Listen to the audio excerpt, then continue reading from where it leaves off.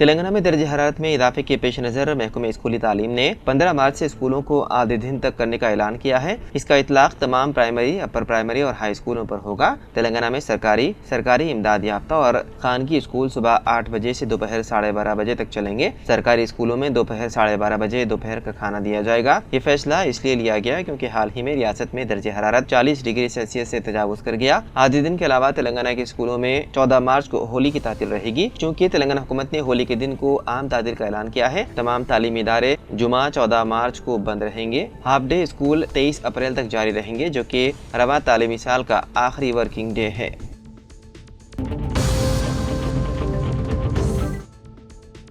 दोस्त की शादी में शिरकत के बाद घर वापसी के दौरान पेश आए हादसे में नौजवान की मौत हो गई। ये वाकया तेलंगाना के खम्मम जिले में पेश आया। तफसीलात के मुताबिक खम्मम जिले के बारूगुड़म गांव के रहने वाले 31 साला मनीष, जो हैदराबाद में एक सॉफ्टवेयर कंपनी में मुलाजिमत करता था, एक हादसे का शिकार हो गया। मनीष आंध्र प्रदेश के नंदियाल जिले के अल्लागड्डा में अपने दोस्त की शादी में शिरकत के लिए गया था। वापसी के दौरान कार हादसे में मौके पर ही वो हलाक हो गया। मनीष की 1 साल कबल ही शादी हुई थी। उसके वालिद सुधाकर RTC SWF यूनियन में सरगर्म कारकुन हैं।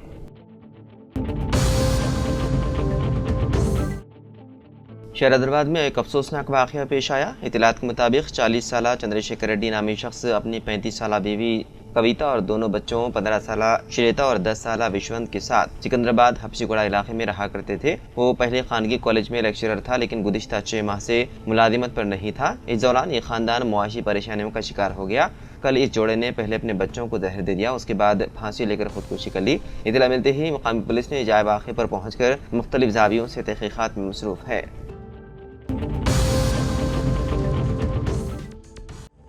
उत्तर प्रदेश हुकूमत में वजीर रघुराज सिंह ने एक मुतनाज़िया बयान दिया है। उन्होंने कहा है कि जिनको होली के रंग से बचना है वो हिजाब पहनकर घर से बाहर निकले। रघुराज ने कहा कि जिस तरह मस्जिद को तिरपाल से ढका जाता है और ख़वातीन हिजाब पहनती है, वैसे ही नमाजी तिरपाल का हिजाब पहनकर घर से निकले ताकि उनकी टोपी और जिस्म होली के रंग से बचे रहें, नहीं तो वो घर पर ही रहें। रघुराज सिंह यहीं खामोश नहीं हुए। उन्होंने इश्तियाल अंगेज़ी के इंतहा करते हुए कहा कि होली में रखना पैदा करने वालों की 3 जगह है, जेल या रियासत छोड़ दे, वरना यमराज के पास अपना नाम लिखवा दे।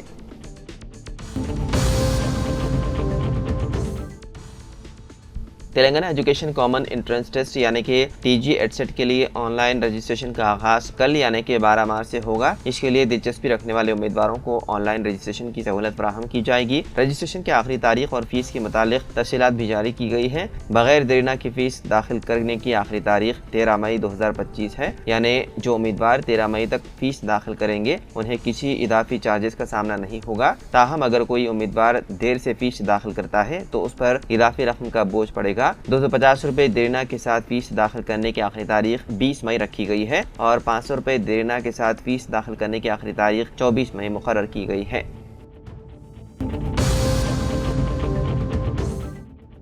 तेलंगाना में इंटरमीडिएट के इम्तिहानात पुरअमन तरीके से जारी है। ताहम तेलंगाना इंटरमीडिएट बोर्ड ने इंटर साल दुवम के अंग्रेजी सवालिया पर्चे में एक सवाल की मध्यम प्रिंटिंग के बारे में इस्लाही कार्रवाई की है। बोर्ड ने इस सवाल को गैर वादे तौर पर छापे जाने के बाइस तलबा को पूरे नंबर देने का फैसला किया। बोर्ड ने एक बयान में कहा कि इस सवाल का जवाब लिखने की कोशिश करने वाले तलबा को 4 नंबर देने का फैसला किया गया है। कल होने वाले इंग्लिश के पर्चे में 7वें सवाल में एक चार्ट दिया गया था जिसमें प्रिंटिंग की गलती की वजह से बॉक्स गैर वादे तौर पर नजर आ रहा था, जिस पर तलबा, वालिदैन और असातिज़ा ने शिकायत की और इस मामले को इंटर बोर्ड के नोटिस में लाया। क्योंकि वजाहत न होने की वजह से तलबा सवाल का जवाब ठीक से नहीं लिख सके, इंटर बोर्ड ने इस मामले पर फैसला करने के लिए मज़ामीन के माहिरीन और दीगर मुतालिका अफराद से मुशावरत की। उसके बाद फैसला किया गया कि तलबा को किसी भी किस्म के नुकसान से बचाया जाए और इस सवाल का जवाब लिखने की कोशिश करने वाले तलबा को पूरे निशानात दिए जाएं।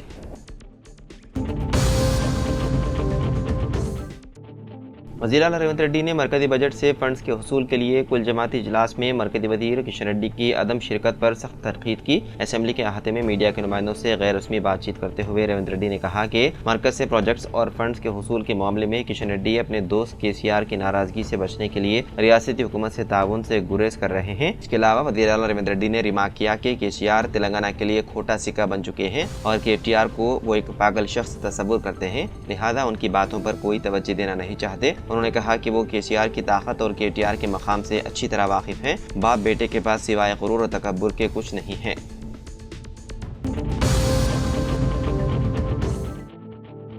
ज्यादा मुनाफा कमाने के लालच में एक ताजिर ने आवाम की जान के साथ खिलवाड़ किया। वो ब्रांडेड ऑयल कंपनियों के लेबल यानी कि स्टिकर्स लगाकर नकली तेल फरोख्त कर रहा था। पीर की रोज साउथ ईस्ट जोन की टास्क फोर्स पुलिस ने छापा मारा, जिसके बाद ये मामला मंजराम पर आया। तफसीलात के मुताबिक हैदराबाद के मलकपेट गंज में वाक़े श्री गणेश बालाजी ऑयल की दुकान पर तवील अरसे से ब्रांडेड ऑयल कंपनियों के स्टिकर्स लगाकर नकली तेल फरोख्त किया जा रहा था। जराये से इत्तला मिलने के बाद south east task force police ने दुकान पर छापा मारा। इस दौरान कई खवातीन नकली तेल की बोतलों में ब्रांडेड कंपनियों के लेबल लगाती हुई नजर आई। पुलिस ने नकली तेल के साथ साथ बोतलें, पैकेट और फ्रीडम सनफ्लावर रिफाइंड ऑयल और fresh heart refined sunflower oil के लेबल भी जब्त किए। दुकानदार के खिलाफ मुकदमा दर्ज करके उसे हिरासत में लिया गया और मुलजिम को मजीद कार्रवाई के लिए चादरघाट पुलिस के हवाले कर दिया गया।